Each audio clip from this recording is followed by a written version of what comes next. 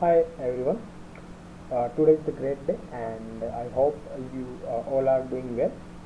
So, few days back, I talk about how to mount Google Drive into a college notebook, and also we learn like how to load dataset, how to create a directory path, and how to read the datasets.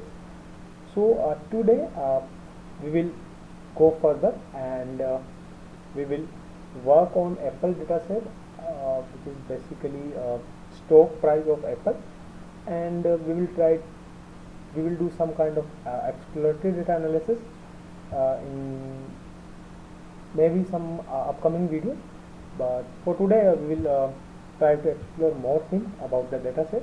So let's start. So till now, okay. So till now we understand that how to import some libraries. So I imported pandas, I imported numpy, I imported seaborn. So basically pandas is used for data analysis. Numpy is used for basically mathematical calculation, and seaborn and matplotlib is basically used for visualizations. Like we can create a plots like bar plot, line plot, scatter plot, this plot, heat map.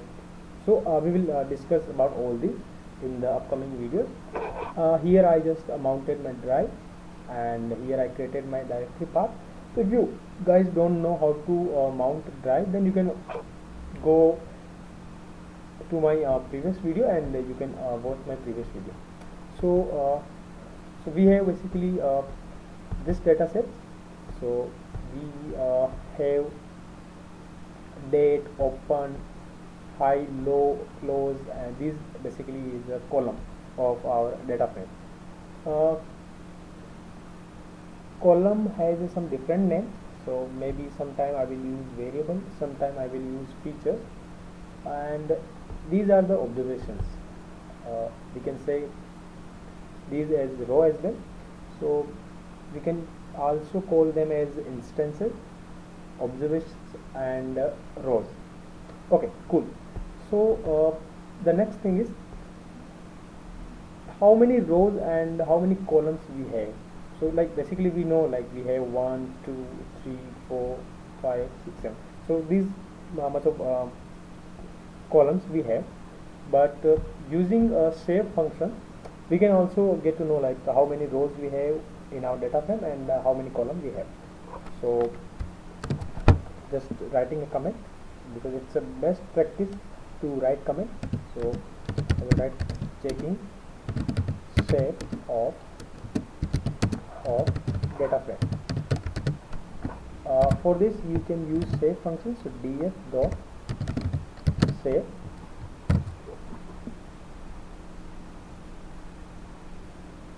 Okay, so save will basically return the output in a tuple format. So this much like 10,000 rows we have, and 7 columns we have in our data frame. Okay, once we know about the save, then we will just want to know, or just interested to know, what is the data type of these columns. So for data type you can use info functions. So I'm just writing up checking for data type. Okay, df dot info. You can run this code by shift plus enter. Okay, so in our data frame we have 7 columns. So the first column is date, but the data type is object. As we can see that this column contains date information, but the data type of that particular column is object. And Apart from these, all other columns containing float information or either int information, as you can see here. Cool. So we have to basically change this particular column data type, because this column is containing date time informations, but initially in our data frame that data type is objects. So let's convert this. So we can create a new cell, okay. Converting data type.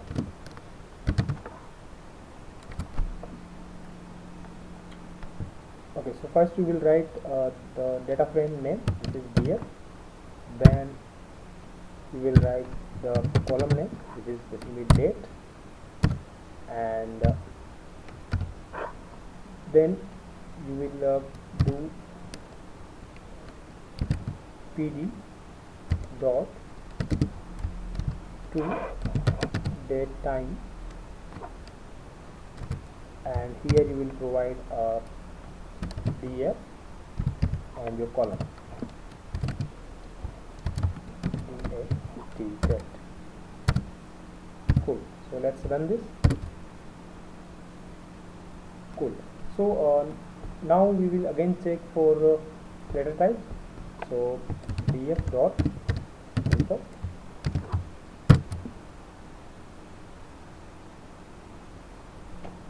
Okay, now you guys can see here that the column data type is changed. Initially the data type of date column is object, but now the data type of this particular column is date type. Okay, cool. Once we are done with data types, then go with check for null values. So to check for null values, just write df dot is null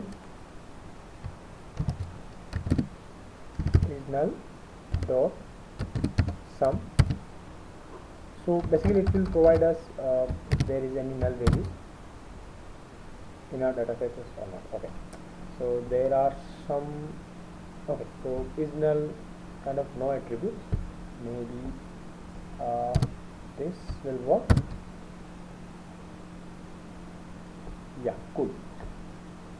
Okay, so sometimes like nobody remember the everything, but the main idea is what you want to do. At least you should have that ideas. If you don't know the code, you can just search on a Google, like you can search for. Okay, so basically like after getting information about the data type, we have to check for null values in our data frame. So if you don't know how to check for null values, then you can just search how to check null values in data frame. Okay.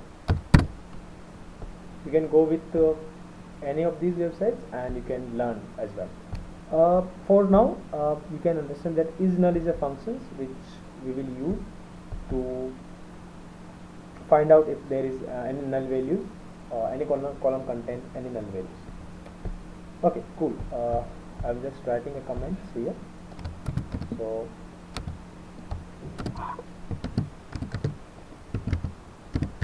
checking for null values. Okay, all this part is required for to proceed further, because if there are any kind of null values or any missing values, so either we have to replace these values or either we have to remove these values. Maybe by tomorrow, maybe by next day, I will create a data sets which have some null values, and we will discuss about these things, like how we can remove null values, or how we can replace null values. So we can, in numerical kind of things, we can use median, mean to replace null values, and in categorical we can use mode to replace null values. Also one more thing, if any particular column is contained